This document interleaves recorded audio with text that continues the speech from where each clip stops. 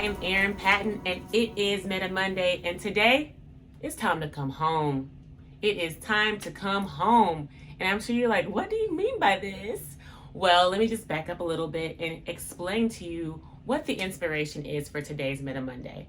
So, I know some of us may be familiar with the New Testament story of the prodigal son. It was one of the parables that Jesus told the Pharisees and the tax collectors and all the folks that were sinners and, despicable people, and then also some of the righteous people.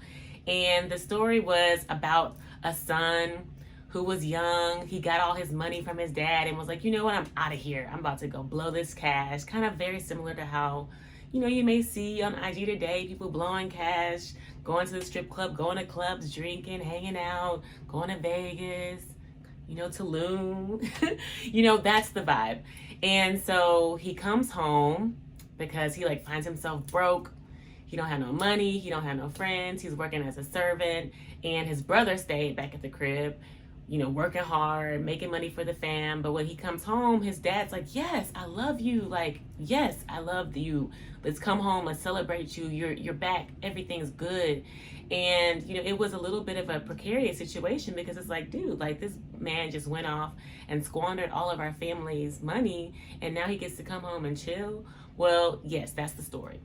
And so how that relates to coming home for you is that in many ways, how I interpreted the metaphysical interpretation is the Son and the Father is nothing but a representation of our own beings.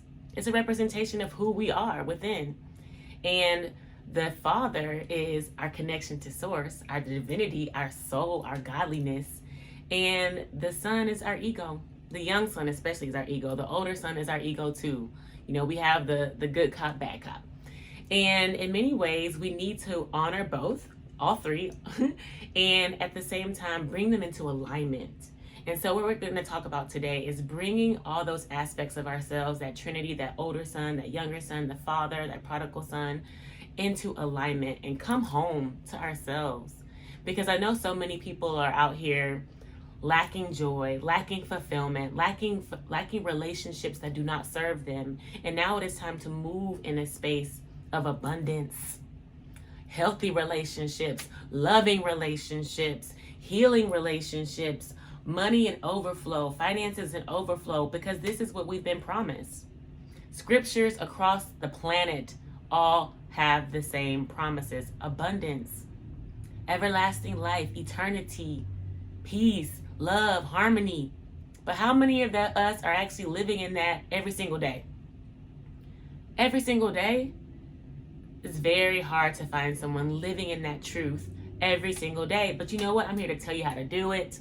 I'm here to tell you how to do it because ain't nothing to it but to do it. So number one is to start by sitting with yourself, getting out into nature. Being with yourself and getting out into nature. It is summertime, y'all, and I love a good pool, water situation, whatever it may be, lake, ocean, beach, pool, jacuzzi. I'm all about water life when the hot weather comes out. And I think that the water, and I've experienced the water meditations and affirmations are just so powerful. So if you can get out into nature, find yourself some water, get into the water, marinate in the water, or you can just put your feet into it, or you can float on your back.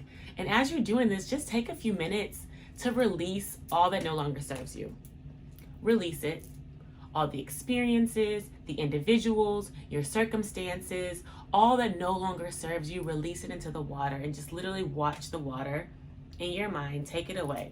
It's floating away in the water very gently. You're not fighting it. You're not pushing it away. It's just floating away into the water like a wave. And then, when you get out of the water, or you can do it while you're still floating in the water, chilling, start to invite into your life things and opportunities and individuals that you believe that you deserve, that your highest, deepest desires, whether it's healthy, loving relationships, a beautiful, fulfilling career, good relationships with your family, love with your family. Invite all those experiences into your existence. And do that as you're out in nature, especially in the water. And if you can't get to the water, this is a great exercise to do in the shower too. Like I do this in the shower as well. It really just, the water is just a metaphor for it kind of going away. You can just ask the water to wash it away for you. And that's a great way to get back into alignment with yourself, to come home to your sun within, the sun, the soul within you. And the second way you can get back into alignment is by meditation. I am going to always talk about meditation because the power of meditation is just so amazing, because it is just conscious rest. We sleep, some of us well, some of us not so well. So meditation is an opportunity for us to sleep, but consciously. And a lot of people are always telling me, Erin, I try to meditate, but I be thinking about so many things. And Okay, that's exactly what it's about.